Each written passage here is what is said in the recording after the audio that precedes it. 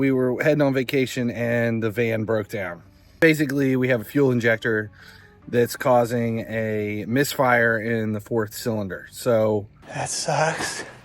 Don't have any tools, don't have anything. We stopped by, grabbed a mechanic's toolkit, and we're gonna go ahead and swap this out. We're gonna change the ignition coil, we're gonna change the fuel injector and the spark plug here in the parking lot, and we'll show you how easy this is. It sounds like it's a lot to do, but it's really not that bad.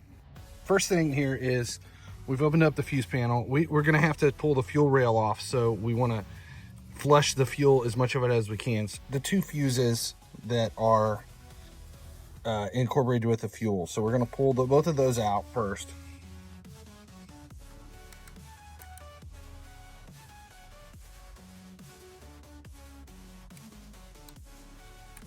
So we've got those 2 right there are pulled. Now we're just gonna start the van and it'll flush the fuel out.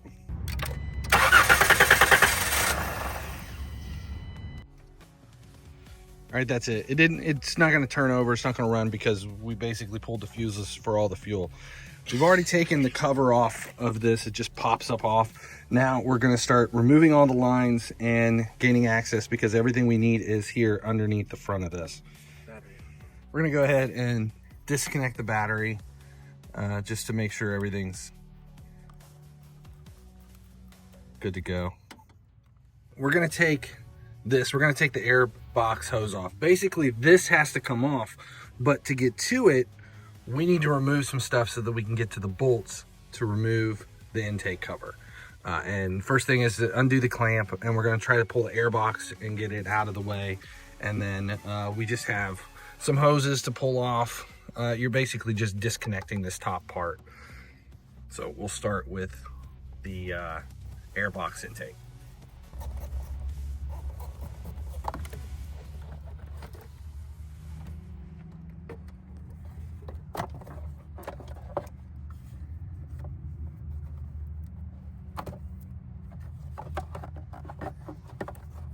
Just disconnect that, that's all. All right, making room.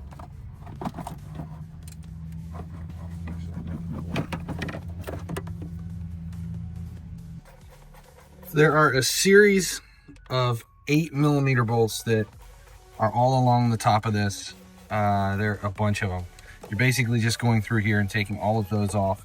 And then you've got here in the front, there's a 10mm clamps here and there. And then it looks like, yeah, the bracket in the back, there's another bracket here. And you're just basically looking around for all of the nuts that are holding it on.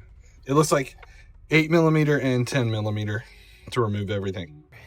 There's also a bracket there on the back that we're gonna have to remove.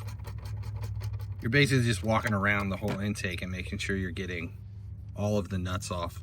Everything was all 8mm and 10mm so far. That bracket also has, there's 3 bolts holding that bracket on, and we're gonna pull the entire bracket off just so that, because it's held in place, and then we're not able to take this mount off, so we've got to remove the whole bracket. So 2 10mm and a 13mm, and then the next step is to take some of these vacuum lines and disconnect the vacuum lines. All right, so we disconnected here from the throttle body. We're basically removing the harness, and then we pulled off just vacuum lines and then here off the back. So now everything's disconnected, this one too. Everything's disconnected here from it. So now it's just a matter of lifting this up and out.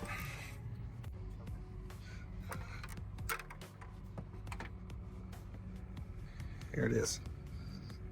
There are 7 here that's holding it. 1, 2, 3. Then there's 4 down in here we left the bolt in. 5, 6, and 7. Those are the 7, plus you have the bracket in the back, and then there's 2 in the front. Those are everything that holds this in place. We've got everything covered up. We still have to get the frame rail. This is the fuel rail that we're gonna remove, and it's gonna be a mess. Fuel's gonna come out of this. We're trying to just cover everything. Now, if we're doing this at home in the shop, I would do more than just paper towels. But again, we're out in the middle of nowhere doing this on the fly. So we're just covering it with paper towels, holding it in place with the Leatherman. We're going to pull the fuel rail off. We're also going to go ahead and replace the ignition coil and the spark plug, because this is the cylinder head that's causing us problems. Now, for this van, we looked it up. The firing order is cylinder. It's 1, 2, 3, 4, 5, 6. And all of our problems are here in cylinder head 4. So this is the one we're dealing with, which is good because this is basically front and center right in the front. If it was one in the back, we'd have problems because they're all the way back there in the back end. I mean, it's doable, it's not a big deal, but this is much easier for us to get to. The first thing we're going to do is disconnect the fuel line, and we're just trying to figure out what kind of clip this is.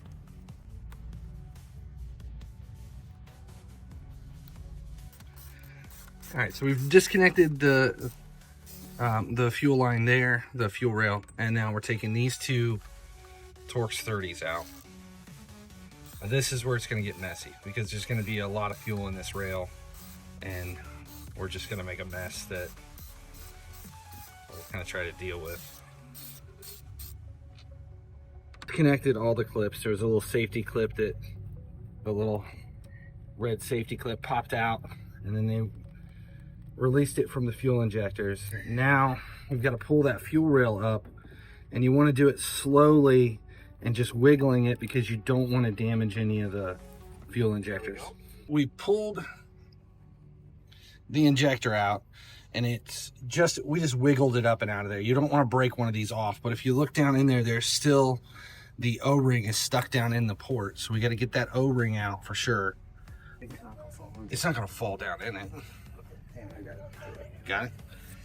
All right, so now we got the O-ring out. That's what we're going to replace as the first fuel injector. We're going to clean that as best we can, and then just pop the new fuel injector in and put the fuel line down. And then we're going to move on to the ignition coil and the spark plug. But that is literally it. That is what you have to do to get that fuel injector out and replaced.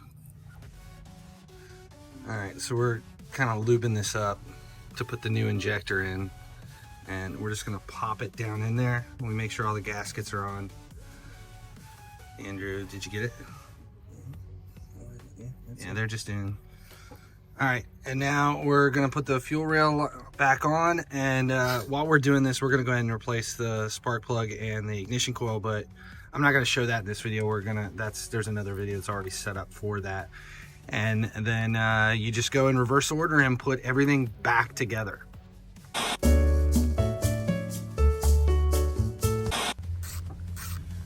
All right, new spark plug, new ignition coil. God, I hope this gets us back on the road.